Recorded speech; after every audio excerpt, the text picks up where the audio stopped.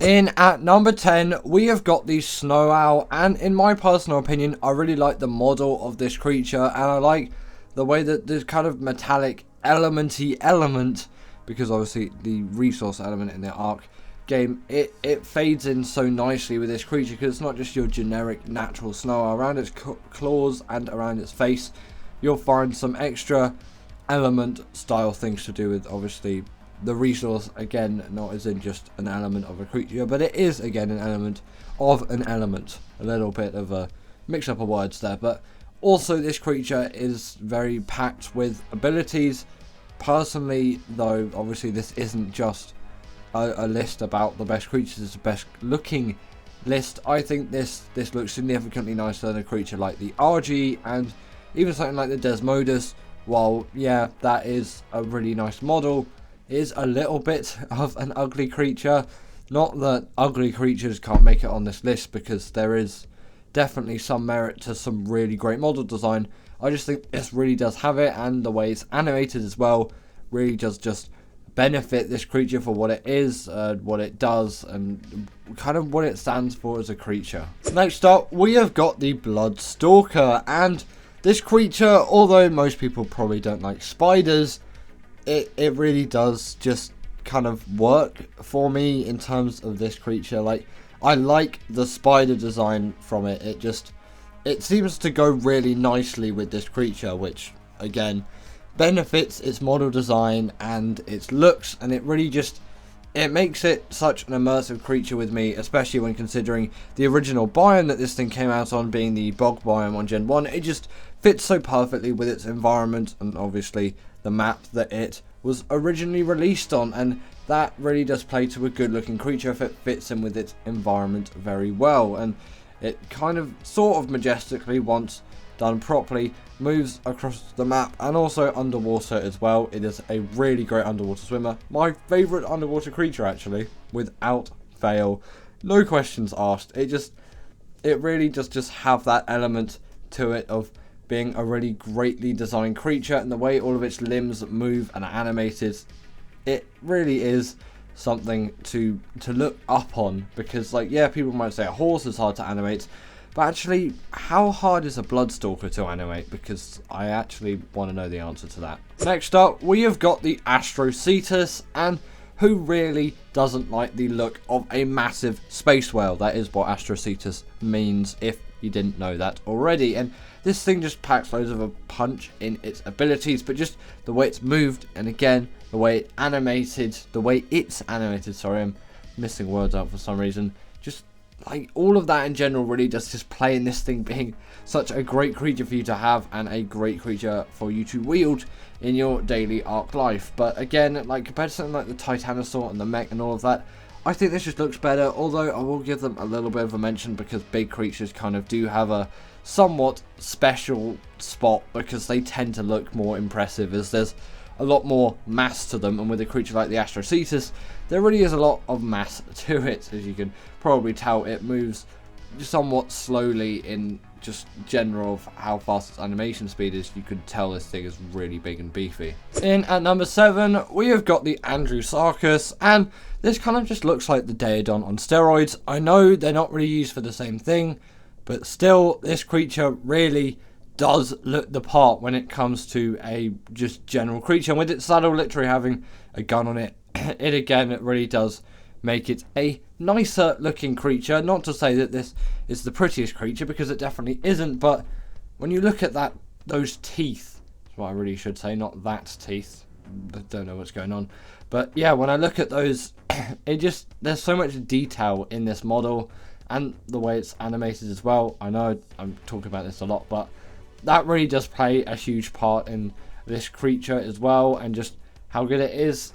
Like, maybe it's not the best animated creature. With its jump, it looks slightly unrealistic, but that's probably more just the general bugs of the Ark game than the actual creature, because Ark tends to be a little bit iffy sometimes. Next up, we have got the Deinonychus, and it just really is just a perfect looking small carnivore to me, on top of being one of the most useful creatures in the Ark game. Like, you really see power and just a general carnivorous, mischievous look from this creature. You can tell that this creature packs a punch even though it doesn't have the biggest size. Also, its feathers all are really nice and they mesh very well with the model, and they really fit with the character of the Deinonychus, because this obviously wouldn't work for every art creature, and it looks very pleasing in the way it's textured, and the color zones on this creature are really nice. And I really like this blue color actually, with it kind of goes a little bit lighter on the tips as well, and then you've got that gray. It really does look the part, and you can get so many different colors of Deinonychus. Like you can see, there's a kind of oranginess to that one there. Personally, I'm going to go for more of a blue color like this one here, maybe possibly a little bit lighter than this one, but in all honesty, that red did look pretty nice before it got demolished by me, because the Deinonychus is pretty OP. It has the pack buff, it can parkour around everywhere, it doesn't take damage buff. But I also do want to know down in the comments below, what is your favourite colour of Deinonychus, or just your favourite colour for a general dino to have, as, you know, I'm sure you all do have some kind of preference. In at number 5, we got the Giga, and I'll chuck the Crocodontosaurus here too. They're kind of on a pretty similar level. They're just really big, buff carnivores that pack a huge punch, and their model design really does look the part. But the reason why I'm putting the Giga here instead of the Crocodontosaurus is it kind of came out before, so it has a more original idea to it, because obviously it was kind of more of the first. And I know, yeah, in like facial shape and all of that, the Crocodontosaurus and the Giga are pretty different, but in a lot of ways they're also pretty similar as well. But overall, I do prefer the Crocodontosaurus as a creature. Maybe it's just nostalgia playing with me here, but I personally think the Giga is just a better looking carnivore, especially considering the animations of the Crocodontosaurus looks a little bit goofy, where the Giga still stands very strong and proud, and it really is just an absolute huge hunking beast, and its animations show that as well. The Crocodontosaurus just a little bit goofy and a little bit silly in terms of the animations. For me, I kind of feel like that with the new arc characters though as well. It's just a general style of games these days. It tends to be that the animations are just kind of quicker, or in some way more goofy, and that's general game style at the moment. Have you noticed that as well? Because like with Battlefield 2042, the animations are so different from Battlefield 5. Personally, prefer things from like Battlefield 5, Battlefield 1. I know I'm kind of going off topic with Ark, but you know, I definitely see it between ASE and ASA as well. Next up, we have got the Rock Drake, and this creature kind of had to be here. Like, you look at it, and it is just like sort of a wyvern on steroids, but I guess I'll give the wyvern a brief mention here as well. Definitely some really great looking creatures, but I think the Rock Drake excels more in terms of looks, and that's obviously why it's on the list instead of the wyvern. Pretty self-explanatory when you think of all of that and you think of why I put this thing on the list. It made it on the list, the wyverns didn't, so that's that. Either way, the Rock Drake really does fit well with its map and its environment, and on Arboration it is pretty much the go-to, if not just basically the only creature for really efficient travel on the map. Sadly, it doesn't work the best on all other maps, and it tends to not respawn on any other maps. I'm not really sure if it does. I will always go to Arboration to get one, because that's just where my instinct is. But you could get them on Crystal Isles before the official version came out, but when it was just a mod. Rock Drake should exist on the map. Maybe they should return, maybe they shouldn't.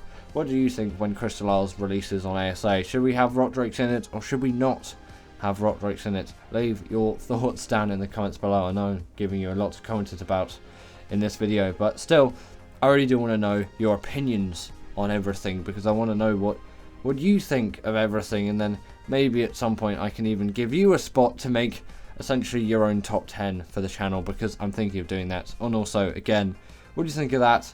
Comment your thoughts down below. At number 3, we have got the Rhino Gatha, and although I hate this creature because I think it really unbalances the art game, not saying that this creature is terrible by no means. It is a really good creature with so many abilities, and loads of Ark players are really liking it. Personally, for me, I prefer the more primitive, balanced creatures. It kind of feels like the Rhino Gatha breaks the game a bit, but that is just where Ark is kind of going. It just gets gradually more and more OP, and the older maps they end up just getting filled with OP creatures from other maps, and then it becomes very unbalanced. But hey ho, that's how it works. Either way, I think the Rhino Gatha does look really cool. I like its model. When I was looking at its concept art, I thought it was a really great creature, and it's worthy to be an Ark. I'm not saying it shouldn't be an Ark. Just personally, I would nerf it but that's from my view. I come from a more primitive time of Arc. I've been around for absolutely ages in this game, and I know people like maybe want a bit of an easier experience or just an even more OP creature to just have fun and mess around with and raid bases with and just pick up Rexes with and do all of that. Yes, it's a really useful creature with so many people really enjoying it because obviously it's just making everything easier for them and really convenient, which is nice, and that is a really great thing for a creature to do. But I also do want to know your thoughts on the Rhino Gatha. Are you more like me, where you're just like, yep, I know it's a really great creature, but personally I think it's too OP and it makes the game unbalanced? Are you just completely for the Rhino Gatha and just like, no, this thing is great, it's perfectly balanced with the game, it doesn't need anything? Or are you just completely anti-Rhino Gatha and you hate this creature? Because, you know, you could sway all three ways, really. There's a lot of arguments for both sides, and I kind of want to know your opinions down below on this creature, because personally, not the fondest, but again, I do admit it is a really great creature with loads of great abilities, and it makes everything easier. Just, it's mainly the balancing which doesn't really sit right with me. In at number 2, we have got the Shadowman, and this creature is just, it really does look the part. It might even look even better if it had a saddle. Personally, I prefer these things in more purpley blue colours than this colour which I've got here, but you know, hey ho, that's just the B-roll that was recorded for the Shadowman. That was just the colour of the Shadowman that I spawned in. Personally, that purpley blue really, just the part with like the blue flecks on the feathers. I know they're not really technically feathers, but they're listed as feathers in the models file, so I'm just going to call them feathers. And yet these creatures really do fit into their map very well, which again, I've said so many times, really does make them better looking creatures. It's a kind of new inventive design and take on a creature that we've already seen, because it's very much like creatures such as the Thyla, which it's quite similar to this in a lot of ways, but this is just a more OP upgraded version. It is slightly smaller, it's kind of Sabertooth like as well, but it's a lionfish line. It's really great in the water. Its only real downside is its taming method is an absolute pain, and I really do not like it. In at number 1, we have got the Reaper, and personally I think this is the best looking art creature of the bunch. It just fits into its environment so perfectly. Its taming method is so inventive for just what it stands for and what it is as a creature, and also on top of all of that, it works with all of its abilities. Yes, maybe the Reaper Queen has a slightly better second attack than the Reaper King, but still, I think it really does work as a perfect creature. And on Gen 2, it's a really nice one to have as well, because obviously you've got the R Reaper. It just adds even more, and it's actually a pretty easy tame, as the way you can tame it is like an absolute cheat on that map. But as most things go when new maps release, isn't it? You can really just make everything sort of easier, but Gen 2 is a very big outlier to that, because Gen 2 is just such an OP map compared to like so many other things. But the way that you kind of tame this creature is pretty much exactly like how the aliens emerge out of people in the film Alien, which again, it does hugely reference that film, and obviously these things wouldn't have been in the game without that film existing. And I really like the reference, and it really fits with the Aberrant theme. It just really works well as a creature in this style. Its attacks are great. Its taming method is very well thought through. I really like this creature, and personally, I think it's the best looking one out there. But anyway, that is the end of today's video, and I really hope that you enjoyed. As always, comment down below what is the best looking Arc Tames, and what do you think of all the ideas I've shared in this video. If you didn't agree, put your top 10 down below, and I will see you all later.